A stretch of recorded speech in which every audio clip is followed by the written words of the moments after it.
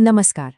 कभी सोचा है एक ऐसी जगह के बारे में जहां कहानियां सच हो जाती हैं, जहां एक असुर राजा की भक्ति इतनी जबरदस्त थी कि देवताओं को भी हैरान कर दिया, और जहां आज भी करोड़ों लोगों का विश्वास है कि यहां हर बीमारी दूर हो सकती है। आज हम भारत के सबसे शक्तिशाली और रहस्यमयी तीर्थों में से एक बाबा बैद्यनाथ ज्योतिर्लिंग की कहानी को समझेंगे। देखिए, इस धाम को दो बहुत ही पावरफुल नाम दिए गए हैं। एक है कामना लिंग, क्योंकि ऐसा माना जाता है कि यहाँ दिल से मांगी गई हर मुराद पूरी होती है। और दूसरा है आरोग्य का धाम, मतलब वो जगह जहाँ सच्ची प्रार्थना से सेहत से जुड़ी परेशानियां दूर हो सकती हैं।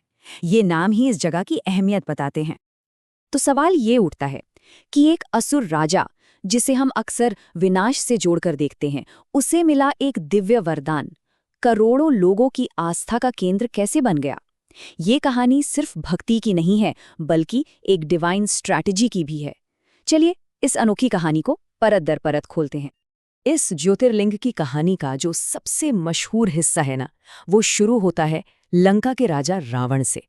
ये एक ऐसी कथा है जो दिखाती है कि कैसे रावण की जबरदस्त शिव भक्ति ने अनजाने में ही सही इस पवित्र जगह की नींव रख दी। तो हुआ कुछ यूं कि रावण, जो शिव का बहुत बड़ा भक्त था, उन्हें खुश करने के लिए बहुत कठिन तपस्या कर रहा था। उसने एक एक करके अपने 9 सिर भगवान शिव को चढ़ा दिए, और जैसे ही वो अपना 10वां सिर चढ़ाने वाला था, भगवान शिव प्रकट हो गए। उन्होंने रावण को वरदान में एक शक्तिशाली ज्योतिर्लिंग दिया और कहा, इसे लंका ले जाओ, पर एक बात याद रखना, रास्ते में इसे जमीन पर कहीं मत रखना, वरना ये वहीं स्थापित हो जाएगा। अब देवता नहीं चाहते थे कि इतना शक्तिशाली लिंग रावण के पास जाए, तो उन्होंने भगवान विष्णु से मदद मांगी। रास्ते में रावण को लघु शंका लगी, तो विष्णु एक ग्वाले का रूप धरकर वहां आ गए। रावण ने शिवलिंग उन्हें थमाया, और बस इसी मौके का फायदा उठाकर विष्णु ने शिवलिंग को जमीन पर रख दिया, और उसी पल वो लिंग वहीं हमेशा के लिए स्थापित हो गया, जिसे आज हम बैद्यनाथ धाम के नाम से जानते हैं। ये एक बहुत दिलचस्प सवाल है ना? रावण की कहानी से ये तो पता चल गया कि ये लिंग यहाँ कैसे आया, लेकिन इसका नाम बैद्यनाथ, मतलब डॉक्टरों के भगवान, ये नाम कहाँ से आया? इसके पीछे भी एक गहरा मतलब छुपा है। आइए जानते हैं। असल में ये नाम सीधे रावण की भक्ति से ही जुड़ा हुआ है। जब रावण ने अपने सिर काटकर शिवजी को चढ़ा दिए थे, तो भगवान शिव ने सिर्फ उसे वरदान नहीं दिया, बल्कि एक डॉक्टर, एक वैद्य की तरह उसके सारे जख्म भी तुरंत ठीक कर दिए। बस इसी वजह से वो यहाँ बैद्यनाथ कहलाए। तो चलिए अब पौराणिक कथाओं से निकलकर आज के जमाने में आते हैं और देखते हैं कि सदियों बाद भी ये मंदिर करोड़ों लोगों के लिए इतना जरूरी क्यों है और इसकी बनावट में क्या-क्या खास है। इस जगह की आध्यात्मिक ऊर्जा दोगुनी हो जाती है, क्योंकि ये सिर्फ एक ज्योतिर्लिंग नहीं, बल्कि एक शक्तिशाली शक्तिपीठ भी है। शक्तिपीठ वो जगहें हैं जहां देवी सती के अंग गिरे थे। तो बैद्यनाथ धाम में शिव और शक्ति, यानी पुरुष और स्त्री ऊर्जाओं का एक बहुत ही रेयर संगम है, जो इसकी स्पिरिचुअल पावर को कई गुना बढ़ा देता है। इसे कामना लिंग क्यों कहते हैं, इसका जवाब यहाँ आने वाले भक्तों की आंखों में साफ दिखता है। लोग अपनी हर तरह की उम्मीदें लेकर आते हैं। अच्छी सेहत की प्रार्थना, शादीशुदा जिंदगी या बच्चों के लिए आशीर्वाद, या फिर काम में सफलता। यहाँ ये विश्वास बहुत गहरा है कि सच्चे मन से की गई कोई भी दुआ खाली नहीं जाती। मंदिर के ठीक बीच में जो मुख्य मंदिर है, उसका शिखर आसमान में पूरे 72 फीट की ऊंचाई तक जाता है। ये एक ऐसा लैंडमार्क है जो दूर से ही लोगों को अपनी ओर खींचता है। पर यह सिर्फ एक मंदिर नहीं है, ये अपने आप में एक पूरा आध्यात्मिक शहर जैसा है।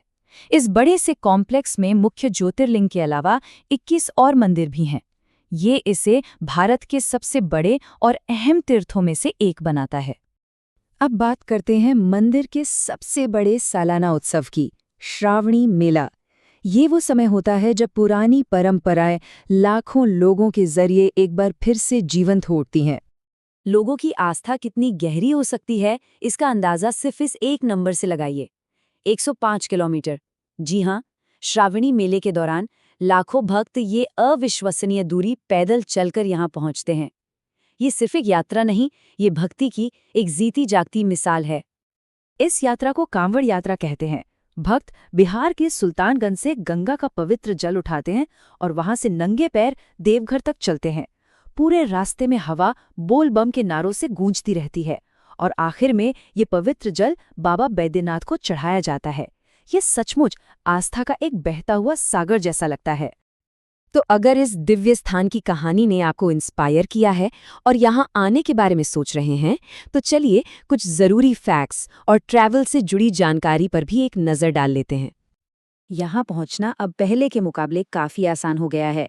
देवघर का अपना एयरपोर्ट है जो बड़े शहरों से जुड़ा है। ट्रेन से आना हो तो देवघर स्टेशन कई मुख्य लाइनों पर है और सड़क के रास्ते भी ये झारखंड, बिहार और बंगाल से बहुत अच्छी तरह से कनेक्टेड है। तो इस पूरी बातचीत से जो खास बातें हमें याद रखनी है वो ये है, ये रावण की तपस्या वाली जगह है। इसे भारत के सबसे पावरफुल ज्योतिर्लिंगों में गिना जाता है। ये शिव और शक्ति दोनों का पावन स्थल है और यहाँ का माहौल अविश्वसनीय रूप से शांत और दिव्य माना जाता है। तो आखिर में ये सवाल मन में रह जाता है कि किसी भी जगह को असल में पवित्र क्या बनाता है? उसकी हजारों साल पुरानी कहानी या फिर उन करोड़ों लोगों की अटूट आस्था जो सदियों से वहां खींचे चले आते हैं?